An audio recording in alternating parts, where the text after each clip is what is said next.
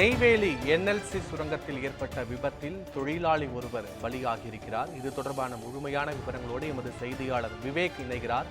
விவேக், முழுமையான விவரங்கள் என்ன? வணக்கம் பத்மநாபன்.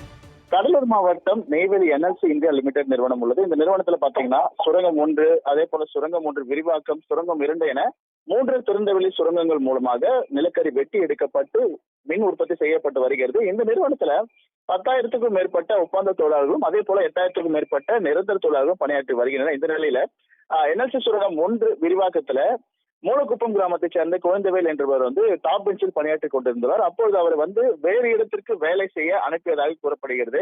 இந்த நிலையில அவர் மீது பணியாற்றி கொண்டிருக்கும் பொழுது கனரக வாகனம் மோதி சம்பவ இடத்திலேயே உயிரிழந்தார். இதுல மூலமா அவரது உடல்ல முழுவதுமாக மணல்ல நொறுக்கி போய் கிடக்கும் காட்சியை நாம் பார்க்க முடியும். இந்த நிலையில இதனை அடுத்து அங்கு இரவு நேரம் என்பதால் அந்த பகுதியில பணியாளர்கள் யாரும் இல்லாதன் காரணமா இன்று காலை நெய்வேலி என்எல்சி அந்த சுரங்கத்துல பணியாளர்கள் வேலைக்கு சென்ற பொழுது குழந்தைகள் உயிர்ந்ததை பார்த்து ஊழியர்கள் பணியாளர்கள் அதிர்ச்சி அடைந்தனர். பின்னர் இது குறித்து என்எல்சி அதிகாரிகளிடம் தகவல் தெரிவிக்கப்பட்டு அவரது உடல் என்எல்சி மருத்துவமனைக்கு கொண்டு செல்லப்பட்டது. தொடர்ந்து அந்த இடத்துல ஏற்கனவே கடந்த சில தினங்களுக்கு முன்புதான் அந்த கன்வேயர் பெல்ட்ல சிக்கி ஒரு தொழிலாளி உயர்ந்த சம்பவம் பெரும் அதிர்ச்சி ஏற்படுத்தியது. தற்போது சில நாட்களுக்குள்ளேயே கனரக வாகனம் மோதி சுரங்கத்துல மேலும் ஒரு தொழிலாளி உயர்ந்த சம்பவம் பணியாளர்களிடமும் அதே போல அவர்கள் குடும்பத்தினரும் மிகுந்த அதிர்ச்சியும் கோபத்தையும் ஏற்படுத்தியிருக்கின்றது.